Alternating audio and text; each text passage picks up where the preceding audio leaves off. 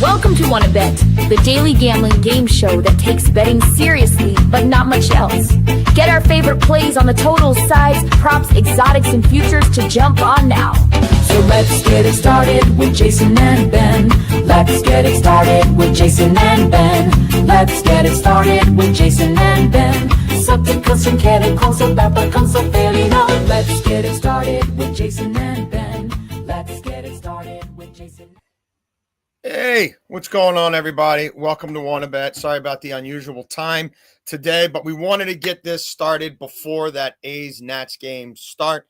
It's a series we've been doing quite well on. It's a game that piques both of our interest, and with only 4 MLB games today, and we are on an MLB tear right now. This week on our Super Discord, I'm 14-3-1 in MLB plays, and I really like this one, so we wanted to get to it. If you're new to the show, first, second, third down, our favorite bets of the day. Fourth and long is a long-term bet, or if it's fourth and short, it's a quick hitter. Today, it's going to be a quick hitter, and I'm going to give you mine in first down, not fourth down, because we want you to pause this show after we give it to you. And if you're like-minded and you agree with the bet, play it before that A's game starts at noon. This is normally when we would tell you how great we did last night. But you know what? We want to make you money right now. So, Ben, we will get to that. Without further ado, first down. Oh, want me to go first? I thought you would go first to get this out. Let's do it. Yeah, look, I love this A's game on the run line. Cade Cavalli shut them down last night. He threw a changeup that he hadn't thrown in a very limited major league portion before. He's back from long-term injury. He wasn't pitching well in AAA. It threw the A's off a little bit. And then the Nats, what's left of whatever's good in their bullpen, pitched last night. We are going to drill down on Mitchell Parker, who's been horrible for the Nats. It's a lefty. The A's do a pretty good job against lefties on the road. I like this pitching matchup for the A's. Lopez has been very solid for them. The Nats could do nothing against the lefty last night. The A's have been crushing on the run line. They're 9-4, their last 13 on the run line. The Washington Nationals are one of the worst run line teams at home in baseball. I think the A's come out and they start hitting them. And Beltway Ben, I think they start hitting them early. I'm going to give you my fourth and short right now. I like the A's to win the first 3 innings of this ball game, and there's more plus money there. Mitchell Parker in the first 3 innings of games this year for the Nats guys, 6.68 ERA. Mitchell Parker, slash line against him in the first 3 innings of games, 315, 370, 520. That's an 890 OPS. He's allowed 9 home runs in the first 3 innings of 22 starts.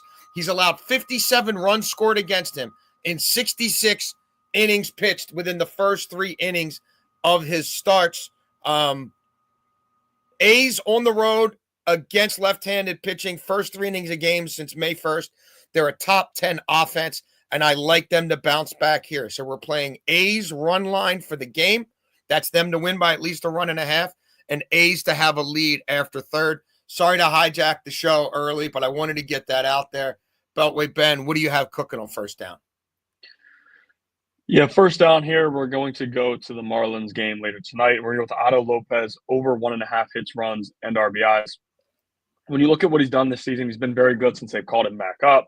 He's facing Carlos Carrasco today. Righties are hitting 299 against Carrasco. I mentioned the last time he started that we're going to be attacking him as much as we can when he pitches. And Otto Lopez doesn't have great numbers on the year, but when you look at what he's done against right-handed pitching compared to lefties, it's much better. 246, 346, 419 slash line, a lot of power coming against the righties compared to 200, 258, 278 against left-handed pitching. And he can drive the ball, pick up extra base hits, and most of that is coming against right-handed pitching. And he's also been much better on the road, 278 batting average on the road compared to 214 at home. Another play that I suggest playing, the Marlins team total over 3.5. You can make that a play for me at -145. I like that a lot. You can buy it down to get it there. But I think they're going to score some runs against Carrasco, who just hasn't been good whenever he starts. Yeah, I'm on that game as well. Beltway Ben, because we don't compare notes here. Are you on anything in that 12 noon A's start? No, I am not. Okay. So why don't we take a moment now, because we wanted to be urgent, because this is about making you guys money. That's what we're primarily doing this for. Let's show the people how we've done this season and how we did last night. Yeah, I'm going to say since May 21st, Beltway Ben, that's not too shabby. And given the state of the economy right now with inflation, and the stock market's struggling, and houses being overinflated in price, and the White House fighting with the Fed. That's pretty good return on your money here down at the bottom. That's what we've made for you since May 21st when we launched this show. I went 5-1 last night. Ben and I, the previous night, Monday night, combined to go 7-1. The only bet we lost last night on my end was that A's game where, again, shocked they only scored 1 run. Shocked Cade Cavalli showed that kind of stuff, that kind of touch, and was able to basically shut them down for 5 innings. And then the Nats bullpen pitched better than it has in a long time. Still, if the kid in right field, Ben, catches that ball like he should have and they don't rule it a double to start the 9th, I still think the A's might have covered for us in extra innings. What were your takeaways from last night? Yeah, it was a down night, and of course we did lose that series prop to put us down, but we did tail you on the Orioles parlay to give us another unit, or the Orioles Nerfy, sorry. Salawan, I know you were tailing that. That did not pass for us. She had 3 rebounds earlier, two in the first quarter. I'm like, yeah, she's going to clear it easy. She gets 1 the rest of the game, which was pretty frustrating. Alonso just didn't look good, and of course Gavin Williams comes out and has his best start of his career, which is pretty unexpected. Then Shane Baz cashes for us in the first out in the 3rd inning. Didn't throw well, and I'm happy. I mentioned on the show that I was between him recorded outs and strikeouts, and decided to go with strikeouts. I'm very happy I did that because that got us a cash. And we got right under 10 units. But like I said, in the next few weeks, I'm pretty confident we will get up past 10 and up into the 20s. And Beltway, Ben, what's not even up there is the O's Phillies Nerfy that hit, and that Guardians with Gavin Williams Mets Nerfy that hit, and the parlay of those two plus 230. We're killing the Nerfy markets, and frankly, that's why we've changed, and the first 3 innings markets, which is why 4th and long has become quite recently 4th and short, quick hitters, and overtime today is going to be NFL. If you watch the show on Monday, I told you my favorite play of the whole week 1 in the preseason, Beltway, Ben, was what? Do you recall? Yeah, the Colts on the money line. You could get it at plus 100 at that time. Where do you think that is now on the money line? Well, I mean, I know where it is, but I would guess it would probably be right around the same number, right? Have to be, right? How about minus 280? I think it'll be minus 300 by kickoff. You could switch the screen back to us, Ben, because I want to show everybody my expression. This is why we do this, okay? We're not on every preseason game like a lot of mooks and jackasses out there. We're distilling it down to where we see extreme value in the moment. Plus 100 versus minus 300 in the span of 3 days for a fake football game, okay? So that's why you want to bet with us. So overtime, we've got a preseason play, not 15 preseason plays. We're not assholes and idiots over here, okay? We're betting smart, and we're cashing for you. So that's the community that we're building. All right, back to 2nd down, and that's you, correct, Ben? Yeah, I'll go. I'm going to go to the WNBA here. We're going to go with Alicia Gray, over 2.5 3-pointers made at plus 104. And when you look at what she's done over this in 5 of her last 8 games, and Rain Howard being out is so important for that. Howard scores a lot, shoots a lot of threes for them, and with her out, they've needed Gray to really take on a much bigger scoring role, and she's been very good scoring all season, to be quite honest. The Sky are allowing 9.6 opposing 3-pointers per game, the most in the WNBA. Alicia Gray is one of the better shooters, and you know she's going to be shooting it. We should get at least 8 to 9 attempts, and if that's the case, I don't see her going under this 2.5 number. So I like her over 2.5 3-pointers made, and we're getting it at plus 104, so good value here. Excellent.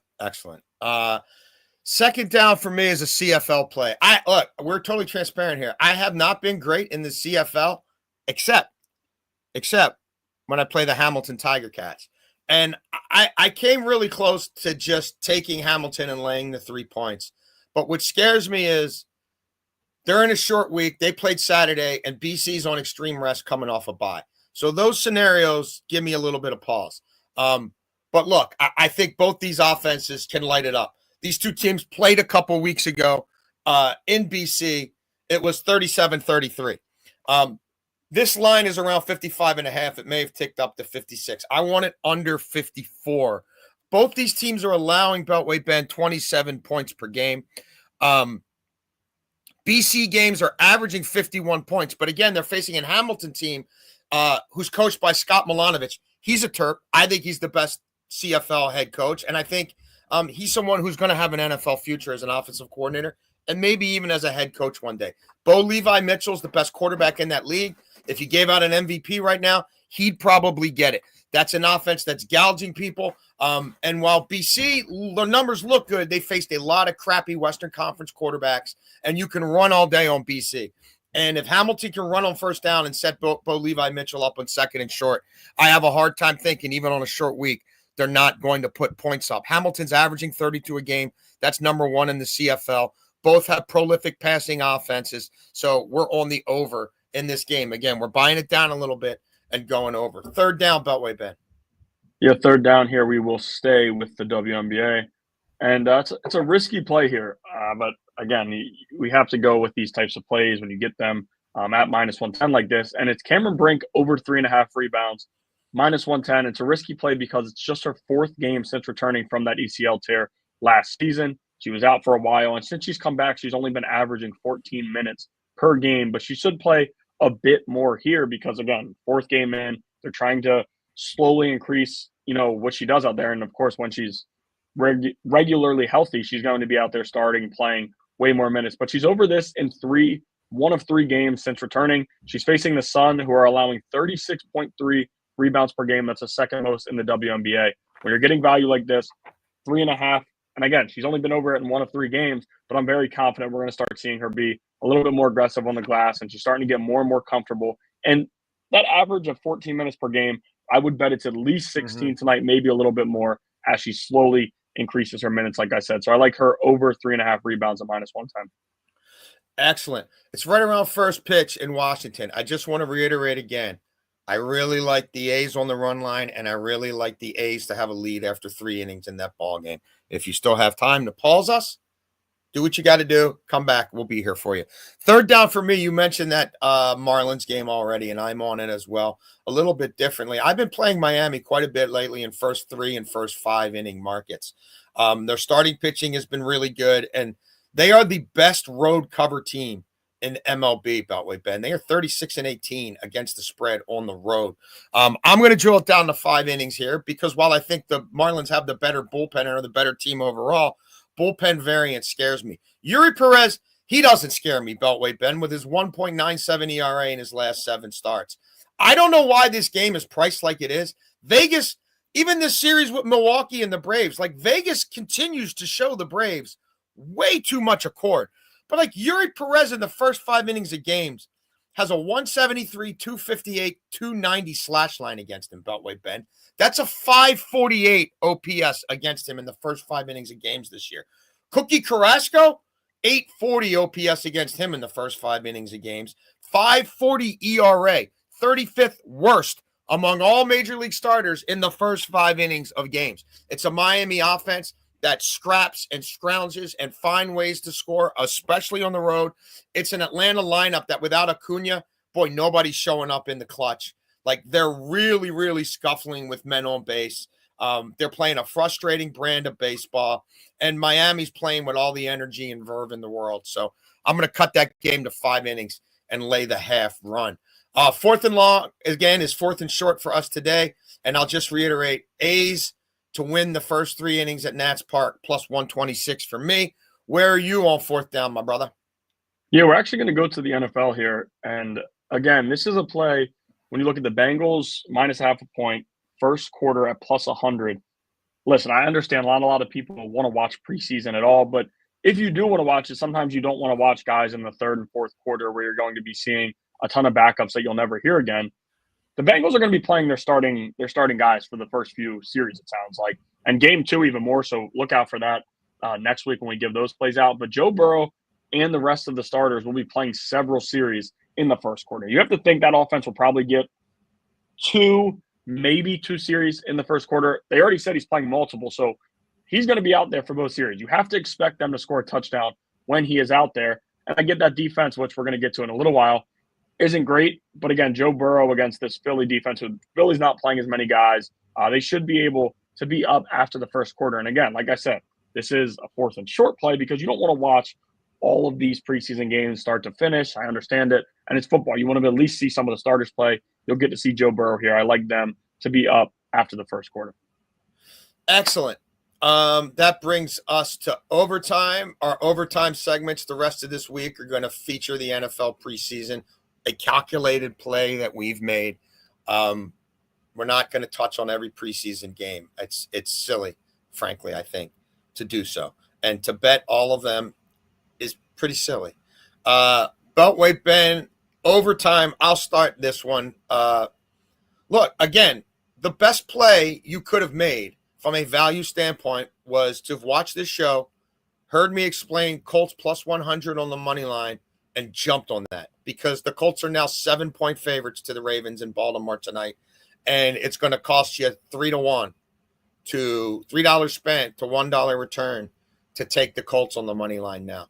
But what I do like tonight is the Seattle Seahawks to score at least 14 points. Like, you look at how this is priced. Like Cincinnati to score over 13.5 points tonight, minus 550. The Raiders, who Seattle are playing against in this game, the Raiders to score over 13.5 points, Beltway Ben, against Mike McDonald's pretty good defense, minus 450.